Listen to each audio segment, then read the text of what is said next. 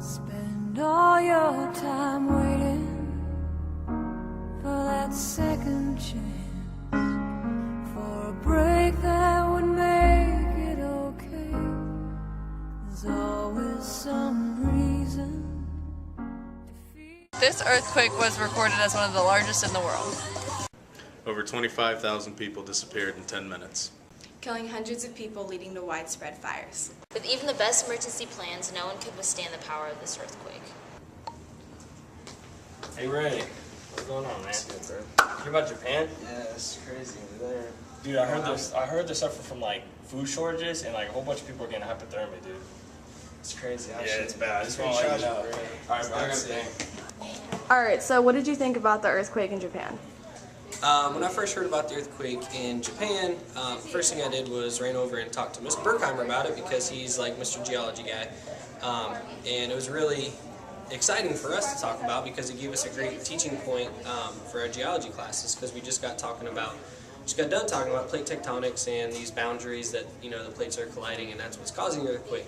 Alright. What did you think about the earthquake in Japan when you first heard about it? The first thing that kind of came to mind is an 8.9 is about as strong as an earthquake can get.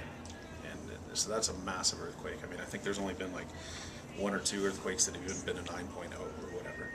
So it's like, geologically speaking, it was amazing.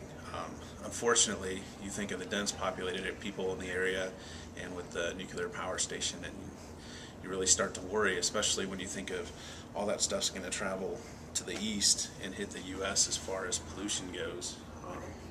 You know, it's kind of worrying both for them and for us.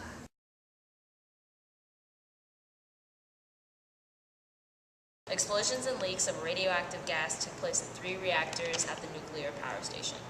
They caused many spreads of fires, releasing radioactive material directly into the atmosphere.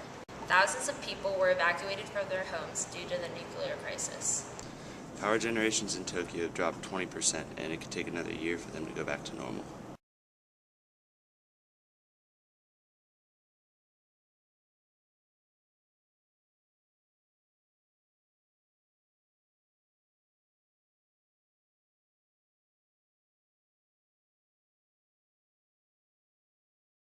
Japan is really dependent on their nuclear power. According to the Save the Children organization, 6 months later, children's immediate needs have been met. But the longer-term recovery is a process that will take years.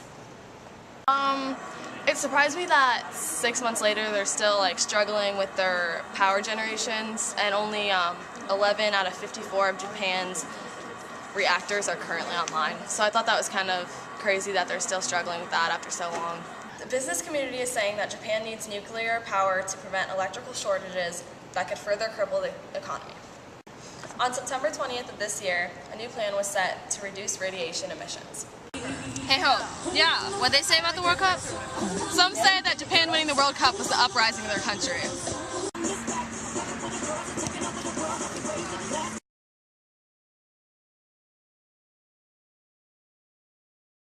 Soccer.com is an online soccer store, and they send out an email to all of their subscribers asking them to purchase this soccer shirt to benefit the victims of the earthquake in Japan. So by spending our little $14.99, we know that all of the proceeds from this shirt will go to benefit the victims of Japan.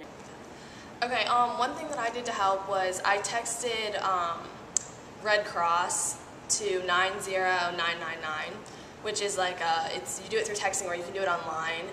And when you send it, it takes $10. It adds $10 to your phone bill, but it's you donating $10 to the Red Cross, American Red Cross, which helps Japan.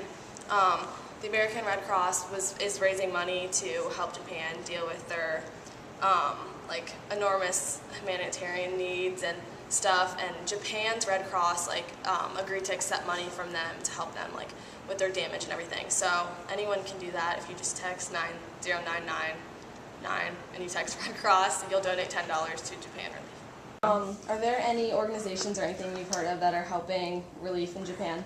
UNICEF is an organization that is helping children in Japan.